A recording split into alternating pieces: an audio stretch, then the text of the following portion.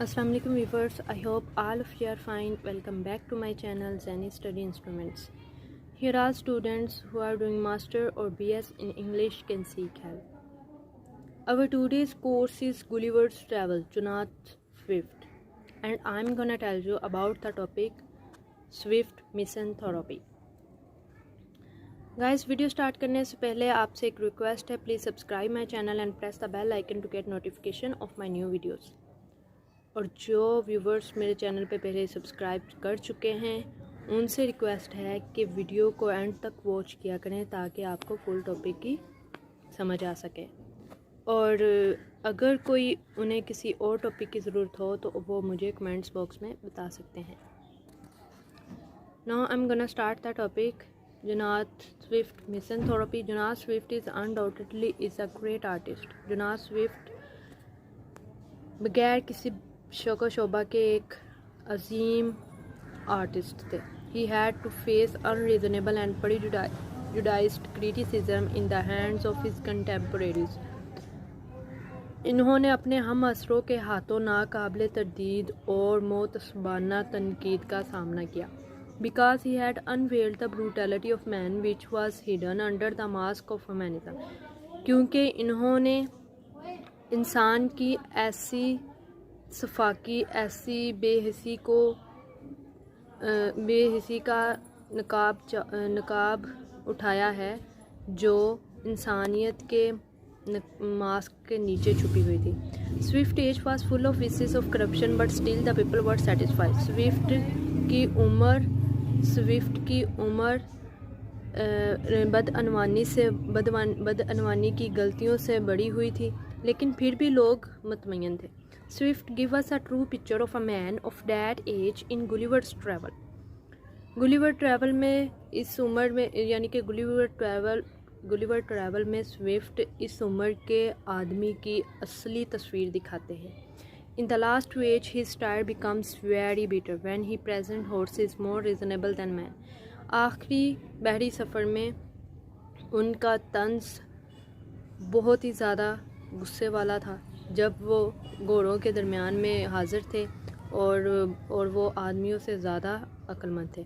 Swift is notorious being misanthropist in the last part of Gulliver's Travel. Gulliver's Travel के आखिरी हिस्से में Swift को मिसनथोरोपिस्ट बनने के इल्ज़ाम बर्दाश्त करने पड़े, इल्ज़ाम का सामना करना पड़ा। Swift has to face the allegation of being misanthropist for during whole of his life. Swift को मिसनथोरोपिस्ट बनने के इल्ज़ाम का सामना करना पड़ा अपनी पूरी ज़िंदगी के दौरान। Swift hats man but loves man. Swift को लोगों से नफ़रत थी बल्कि इंसान से वो मोहब्बत करता था। He was shocked to see the follies of man of his age and didn't consider this reasonable.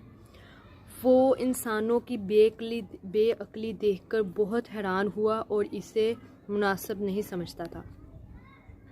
But this does not mean that he hates mankind. लेकिन इसका मतलब हरगिज़ ये नहीं है कि वो इंसानियत से नफ़रत करता था।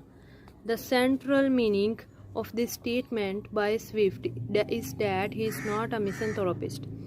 इस लाइन की वजाहत इस स्टेटमेंट का मरकज़ी मानी ये है कि स्विफ्ट मिसनथोरोपिस्ट नहीं है। Gulliver in the last voyage became a misanthropist is undeniable and इनडिस्पुटेबल।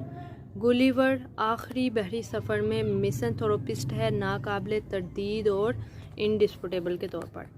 In the fourth voyage Gulliver reaches a country of animals ruled by animals. चौथे बहरी सफ़र में गुलिवर जानवरों के मुल्क में पहुंचता है जहां जानवरों का ही रूल होता है, असूल होते हैं। There are two categories of animals living there in ugly and repulsive brutes Yahoos and intelligent and rational humans.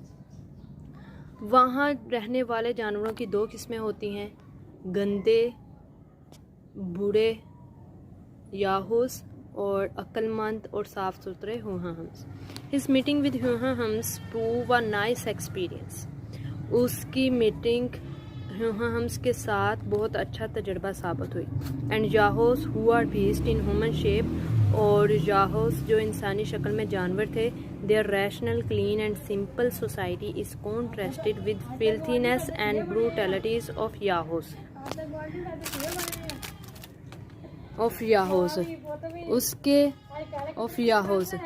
उसकी साफ सुथरी सादा माशरा याहोस की गंदगी और ब्रूटैलिटी के साथ मुआवजा करता है।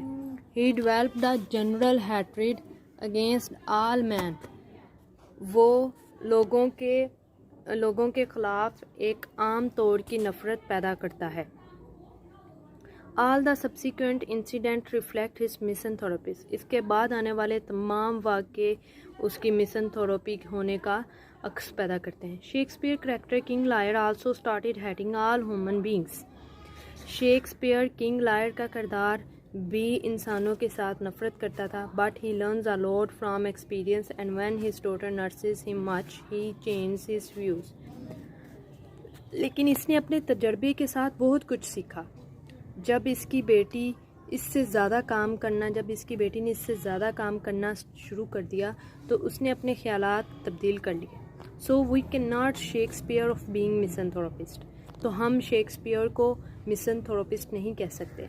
सो if Gulliver during the course of the book change and grows mad, it doesn't mean that creator to change with his creation and grows made.